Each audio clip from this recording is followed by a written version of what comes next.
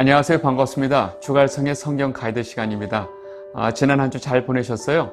날씨가 굉장히 더웠는데 비가 와서 좀 주춤해서 좀 살 것 같습니다. 오늘 우리는요, 지난 시간에 이사야를 끝냈고 오늘 우리는 예레미야를 공부하도록 하겠습니다. 여러분, 예레미야는요, 눈물의 선지자라는 별명이 있습니다. 여러분, 예레미야가 왜 그렇게 눈물이 많았을까요? 타고난 것일까요? 아니에요. 여러분, 예레미야는요 40년 동안 자신의 그 동족이, 즉 유대민족이, 남유다가 앞으로 하나님의 그 심판을 받게 돼서 멸망하게 될 것이라는 것을 하나님을 통해서 알게 됐어요. 그 심판은 피할 수 없다는 사실도 알게 됐어요. 그리고 그 사실을 자기 동족에게 계속 외쳐야만 했어요.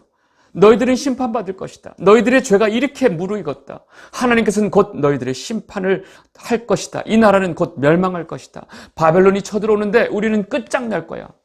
여러분, 이 이야기를 40년 동안 이 이스라엘 민족에게, 남유다에게 외쳐야만 했어요. 그게 이 예레미야의 삶이었고 선지자의 역할이었습니다. 여러분, 어떻게 정상적인 삶을 살 수 있었을까요? 예레미야는 그래서 이 자신의 동족을 위해서 심판을 받을 수밖에 없는 이 상황 속에서 끊임없이 울었던 거죠. 여러분, 이 예레미야는요, 이사야 선지자의 활동 시기하고 시기적으로 100년의 차이가 납니다. 100년이 지난 후에 하나님께서 예레미야에게 소명을 주시죠. 요시야 왕 13년에 소명을 받게 되는데 그 이후에 예루살렘이 멸망하고 또 바벨론 포로 끌려갈 때까지 활동을 하니까 근 40년 동안 활동했던 선지자입니다. 여러분, 당시 남유다는 그 주변의 애굽, 또 아수르, 그 다음에 바벨론에 의해서 굉장히 좀 어떤 나라에게 우리가 이렇게 도움을 청해야 우리가 도움을 받을 수 있을까 생각하면서 계속 이 아수르, 애굽, 바벨론 이 강대국 사이에서 굉장히 줄타기 외교를 하다가 결국은 망하게 됩니다. 이 바벨론에 의해서 망하게 되죠. 여러분, 예레미야서가 어떤 메시지를 담고 있느냐? 가장 큰 것은 왜 이 하나님의 백성이었던 남유다가 바벨론에 의해서 그렇게 처참하게 멸망을 당하고 약속의 땅을 떠나서 바벨론 포로로 끌려가게 되는지를 그 근본적인 원인을 설명하고 있습니다. 여러분, 그 근본적인 원인이 뭘까요? 너무나 명확합니다. 이들이 하나님의 언약을 어기고 하나님의 말씀에 순종하지 않고 하나님 앞에 우상을 숭배하는 그 죄를 끊임없이 범했기 때문에 그렇습니다. 하나님은 끊임없이 이 백성들에게 내게로 돌아오라. 지금이라도 너희가 그 죄를 멈추고 돌아오라. 끊임없이 말했어요. 이들이 어떻게 했을까요? 끝까지 하나님의 그 말씀을 거절해버리고 그냥 끝까지 자신들의 그 죄악의 길을 돌이키지 않았기 때문에 결국 이들은 그 언약이 정해준 그 저주를 받을 수밖에 없었고 그 저주가 바로 심판으로 오게 된 것이죠. 여러분, 예레미야 내용은 그 전체 내용이 이렇게 그 심판과 멸망에 대한 선포가 전부가 아니고요.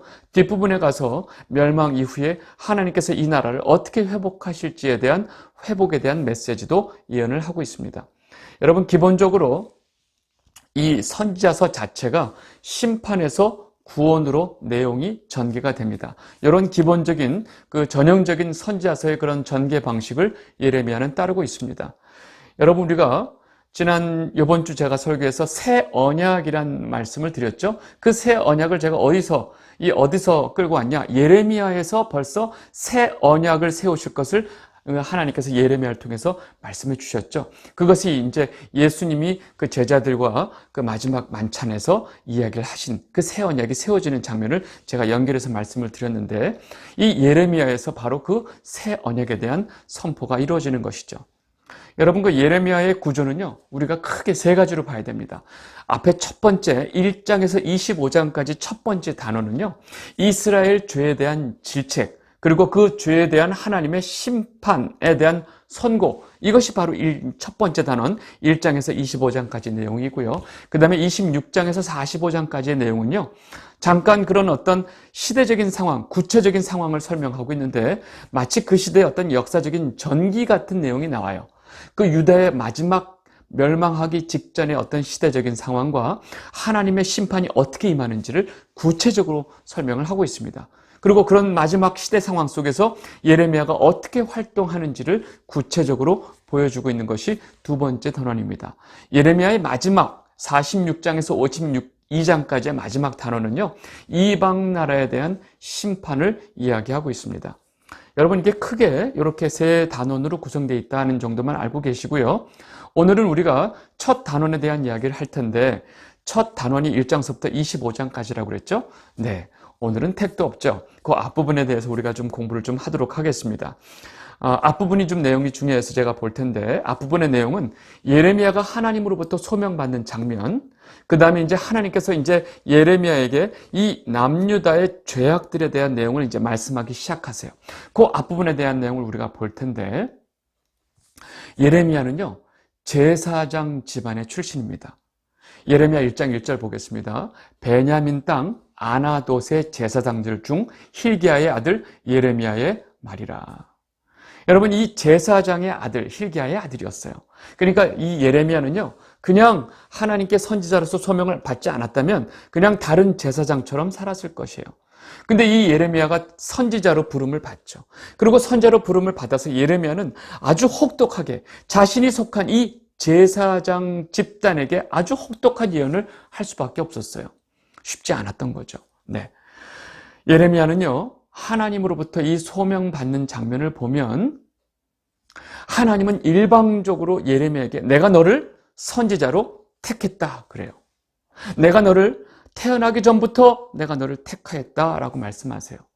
여러분, 하나님께 선지자로 소명을 받는 이 소명이라고 하는 것은 어떤 개인의 어떤 바램과 의사와 전혀 상관이 없어요. 우리 가끔 하나님에 대한 내가 바라는 소망과 이 하나님이 주신 소명과 자신의 꿈과를 자꾸 헷갈리시는 분들이 있어요. 여러분, 내가 이런 꿈이 있고 내가 이런 비전이 있으니까 하나님이 내게 소명을 주세요. 이런 거는 말이 안 되는 거예요. 하나님이 주시는 소명은요, 일방적으로 하나님께서 택하시고 주시는 거예요. 예레미야 1장 4절에서 7절 말씀 보겠습니다.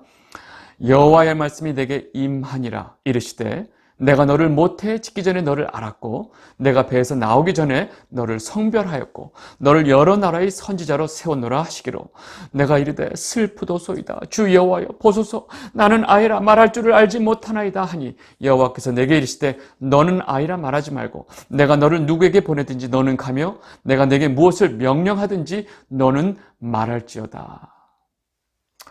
여러분, 막상 이 하나님의 이 소명에 대한 음성을 들은 예레미야는요, 너무나 두려웠어요. 그리고 슬프도소이다. 저는 아직 어립니다. 제가 말을 할 수 없습니다. 여러분, 이 소명을 받을 때 예레미야는 나이가 30살이었어요. 우리가 여기서 어리다고 그래서 무슨 어린애라고 생각하시면 안 돼요. 나이 30이었지만 예레미야가 내가 이 선지자의 이 사명을 감당하기엔 제가 너무 어립니다 하고 굉장히 두려움에 떨었죠. 근데 하나님께서 예레미야야, 내가 너를 이미 택했어. 그러니까 너는 내가 시키는 대로 해 하고 말씀하시는 거죠. 그리고 여기서 선지자의 역할을 뭐라고 말씀하시느냐? 너는 내가 누구에게 보내든지 너는 가야 될 것이고 내가 너에게 무슨 말을 하라고 명령하든지 너는 가서 그 말을 전해야 돼. 여러분, 이것이 선지자의 사명이고 하나님의 메신저입니다. 여러분, 하나님이 주신 그 명령, 하나님이 하라고 하셨던 그 말씀을 그대로 가서 전하는 게 선지자였고 메신저였어요. 여러분, 이 선지자가, 이 메신저가 하나님의 말씀을 전하려고 보니까 듣는 사람들이 약간 기분 나쁠 것 같아.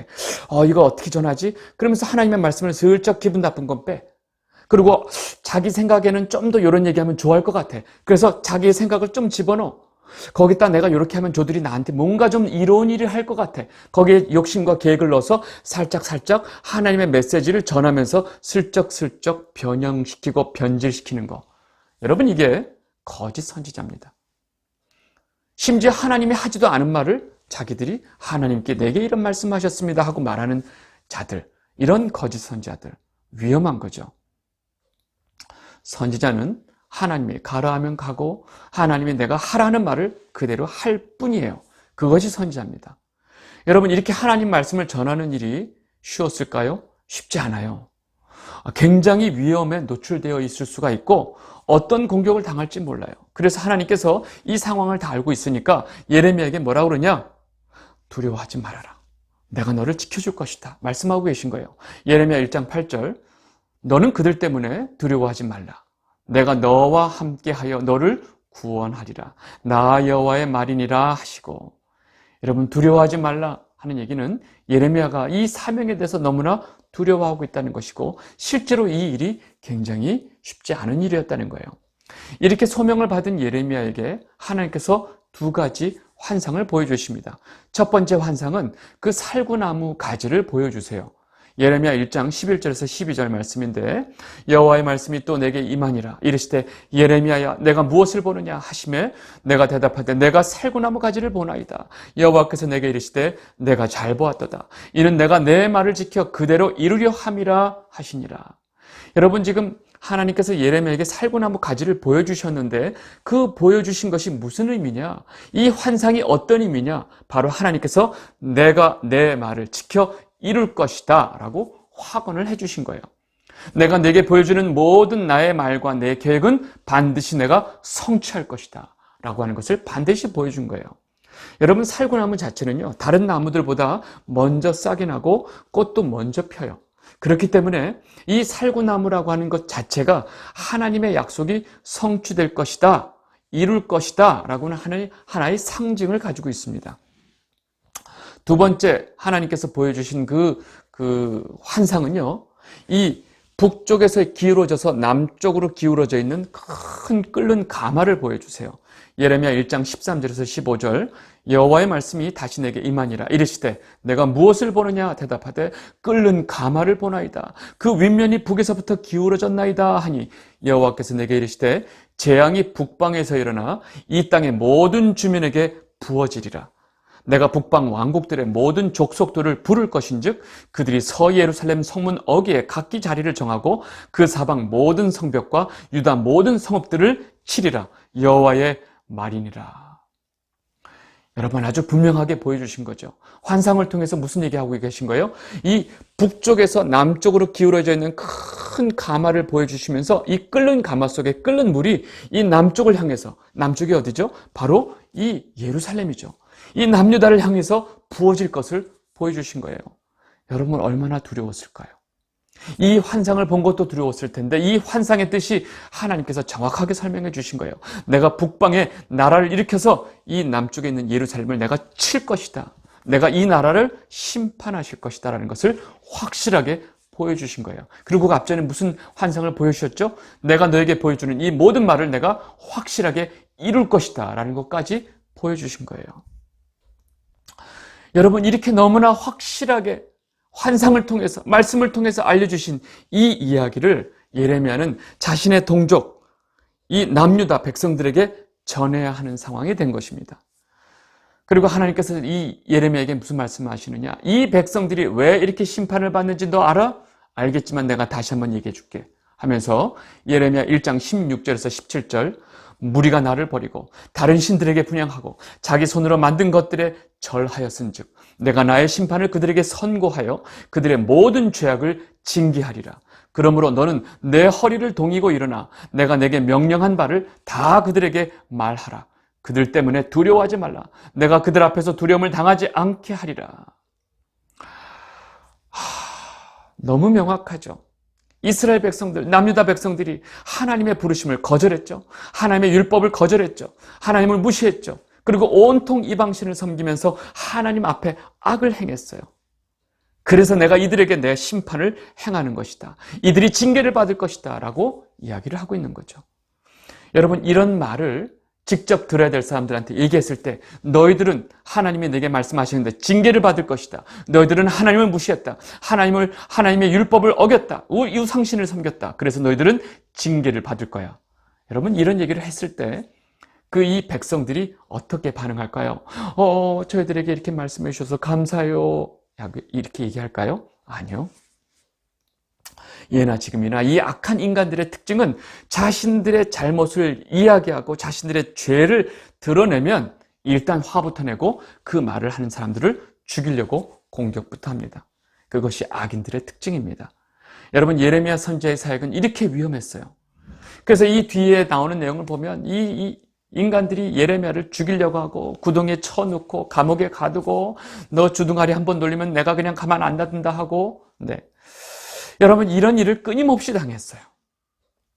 이게 예레미야였어요.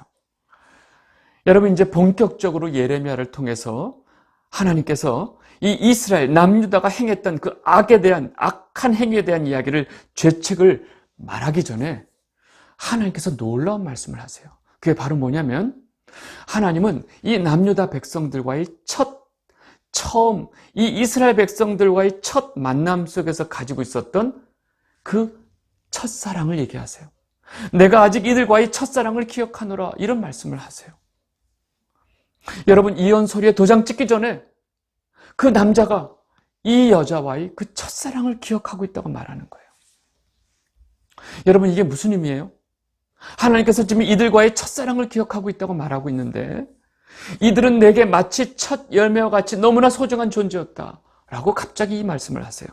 예레미야 2장 2절에서 3절, 가서 예루살렘의 귀에 외칠지어다. 여호와께서 이와 같이 말씀하시기를, 내가 너를 위하여 내 청년 때 인애와 내 신혼 때 사랑을 기억하노니 곧 씨 뿌리지 못하는 땅 그 광야에서 나를 따랐음이니라. 이스라엘은 여호와를 위한 성물 곧 나의 소생 중 첫 열매이니 그를 삼키는 자면 모두 벌을 받아 재앙이 그들에게 닥치리라. 여호와의 말씀이니라. 여러분, 지금 하나님께서 느닷없이 이 백성들과의 첫사랑을 난 기억하고 있다. 여러분, 이게 무슨 의미로 보여요? 이들이 언제라도 지금이라도 돌이키면 나는 이들을 용서해 줄 마음이 있다 라고 좀 말씀하시는 거예요. 여러분, 자식하고 엄청나게 싸워본 적 있죠? 자식이 다 큰 자식, 막 대드는 자식이 부모하고 막 싸울 때, 부모가 너무 속이 터져서 자식한테 막 이야기를 하고 있는데, 자식은 어떻게 지금 엄마가 나한테 그렇게 말을 해? 어떻게 아버지가 나한테 그렇게 말할 수 있어요? 라고 막 대드는 자식들, 다 큰 자식하고 얘기할 때, 여러분, 부모는 그 다 큰 자식하고 싸우고 있지만 이 자식이 어렸을 때 내 품에서 옹알이 하면서 그냥 아빠와 눈을 마주치고 엄마랑 눈을 마주치고 옹알옹알하고 그 사랑스러운 자식을 바라보던, 그 부모를 쳐다보던 그 옹알이하던 때를 기억한다는 거예요. 여러분, 부모는 아무리 자식이 죄를 지어도 그 가슴에 품고 그 내가 젖을 먹이던, 그렇게 사랑스럽던 그때를 기억한다는 거예요. 하나님이 이렇게 첫사랑의 관계를 가진 백성이었는데 이들이 하나님을 멀리하고, 그리고 광야에서 하나님께서 이들을 어떻게 인도하셨는지 이 백성들이 이제 기억조차 안 한다고 좀 말씀하시는 거예요. 예레미야 2장 5절에서 6절, 나 여호와가 이와 같이 말하노라. 너희 조상들이 내게서 무슨 불의함을 보았기에 나를 멀리하고 가서 헛된 것을 따라 헛되이 행하였느냐. 그들이 우리를 애굽 땅에서 인도하여 내시고 광야 곧 사막과 구덩이 땅, 건조하고 사망의 그늘진 땅, 사람이 그곳으로 다니지 아니하고 그곳에 사람이 거주하지 아니하는 땅을 우리가 통과하게 하던 여호와께서 어디 계시냐 하고 말하지 아니하였도다. 여러분, 하나님은 그 기억을 다 하고 계신 거예요. 이스라엘 백성들을 어떻게 내가 택해서 이들을 애굽에서 어떻게 끄집어내서 그 광야 삶 속에서 내가 이들을 어떻게 인도해냈는 거, 하나님께서 이들을 불기둥과 구름기둥으로 인도해내셨던 그 모든 기억을 다 하고 계신데, 어느새 이 백성들은 하나님과의 그 과거를 다 잊어버리고 하나님이 누구냐? 그가 누구냐? 그가 우리에게 무슨 율법을 줬는데 나는 그를 몰라, 이런 얘기하고 있는 거예요. 여러분, 하나님께서는 이들을 그렇게 광야 생활을 통해서 그렇게 지키고 보호하셔서 마침내 이 젖과 꿀이 흐르는 땅, 가나안 땅, 이 기름진 땅에 인도하내시고 이 땅에서 나오는 모든 아름다운 열매와 좋은 열매들을 이들에게 다 주었다. 근데 이들이 이 땅에서 나를 더럽혔고 이 땅을 더럽혔고 이 내 기업을 역겨운 것으로 만들었다라고 말씀하시는 거예요. 예레미야 2장 7절, 내가 너희를 기름진 땅에 인도하여 그것의 열매와 그것의 아름다운 것을 먹게 하였거늘 너희가 이리로 들어와서는 내 땅을 더럽히고 내 기업을 역겨운 것으로 만들었으며. 여러분, 지금 이 멸망 직전에 있는 남유다 백성들에게 하나님께서 하시는 말씀을 잘 보고 계셔야 돼요. 이들이 이렇게 악을 행한 것뿐만 아니라 이 이스라엘 백성들을 옳은 길로 인도하고 하나님께 우리가 이렇게 해야 된다라고 이끌어야 될 그 지도자들이 한술 더 떠서 여호와가 어디 계시냐, 율법을 가르치는 자들이 율법을 알지 못하고 하나님께 이들에게 이 올바른 말을 전해야 될 선지자들이 여호와의 말씀을 전하는 게 아니라 바알의 이름으로 예언한다는 거예요. 예레미야 2장 8절, 제사장들은 여호와께서 어디 계시냐 말하지 아니하였으며 율법을 다루는 자들은 나를 알지 못하며 관리들도 나에게 반역하며 선지자들은 바알의 이름으로 예언하고 무익한 것들을 따랐느니라. 여러분, 지금 이 말씀을 예레미야에게 하고 계신 그 하나님의 마음을 잘 생각해 보세요. 지금 하나님이 어떤 심정으로 지금 예레미야에게 이 남유다 백성에 대해서 말하고 계신지. 철저하게 자식으로부터 배반당한 그 아버지의 마음, 사랑하는 아내로부터 철저하게 버림받고 철저하게 이 무시당한 그 남편의 그런 처절한 심정. 근데 이렇게 처절한 마음을 가지고 계신 이 하나님을 무시해버린 이 백성들 앞에 이 하나님이 누구신지 여러분은 아세요? 여러분, 그 하나님이 누구세요? 온 천지 만물을 지으시고 온 우주를 운행하시고 이 사람들을 손으로 지으셔서 우리를 지으신 창조주 하나님이세요. 전지전능하신 하나님 아버지세요. 이들이 일방적으로 이 이스라엘, 아브라함서부터 이들을 택해서 이들을 이렇게 하나님의 백성들로 삼으셨던 분이에요. 그리고 이들을 이제까지 지키고 보호하셨던 분이에요. 근데 이 백성이 지금 하나님께 이렇게 행하는 거예요. 여러분, 이렇게 이 백성들이 하나님 앞에 악을 행했는데 하나님께서 뭐라고 그러시냐? 이 백성들은 돌이킬 수 없는 두 가지 악을 행했다. 두 가지 죄를 지었다. 예레미야 2장 13절, 내 백성이 두 가지 악을 행하였나니 곧 그들이 생수의 근원되는 나를 버린 것과 스스로 웅덩이를 판 것인데 그것은 그 물을 가두지 못할 웅덩이들이니라. 여러분, 우리의 생명 되신 하나님, 정말로 우리에게 가장 생수를 주실 수 있는 우리의 생명의 근원 되신 하나님을 버리면 우리는 죽는 거예요.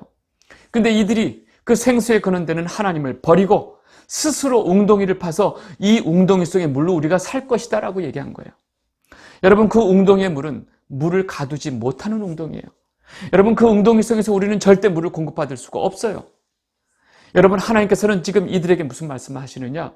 정작 너희들을 지키고 보호하고 너희들에게 복을 줄 수 있는 나 하나님을 너희들이 버려버리고 너희들에게 복도 줄 수 없고 너희들에게 생명을 줄 수도 없는 그 우상들을 너희 손으로 만들어서 그것이 신이다 하고 거기다 절을 하고 거기다가 예배하고 거기다가 제사를 드리고 선지자들이 그 우상신의 이름으로 또 예언하고 이런 이스라엘 백성들의 모습을 너희들이 두 가지 악을 행했는데 하나는 생수의 근원되는 나를 버렸고 스스로 웅덩이를 판 것이다 라고 말씀하시는 거죠.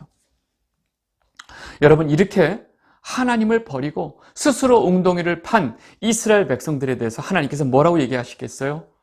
내가 너희들을 징계할 것이다. 내가 너희들을 책망할 것이다. 내가 너희들을 멸망시킬 것이다 라고 말씀하시는 거예요.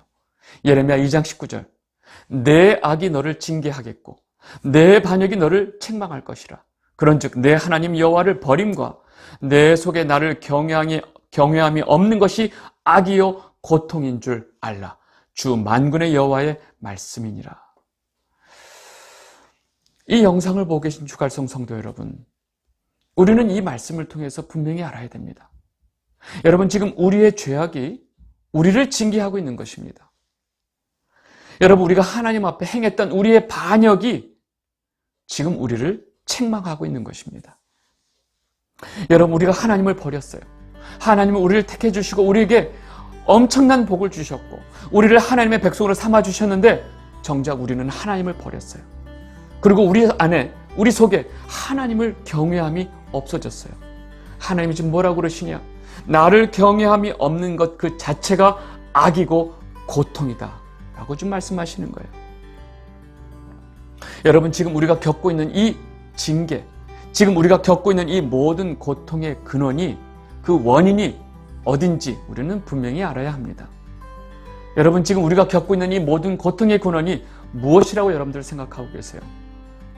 여러분, 하나님을 경외하지 않는 백성은 희망이 없어요. 왜요? 하나님을 경외하지 않는 것 자체가 악이고 고통이기 때문에 그렇습니다. 이 영상을 보고 계신 주갈성 성도 여러분 모두가 하나님을 경외하는 하나님의 백성이 되시기를 진심으로 바랍니다. 여러분, 오늘 내용은 여기까지 하도록 하겠습니다. 감사합니다.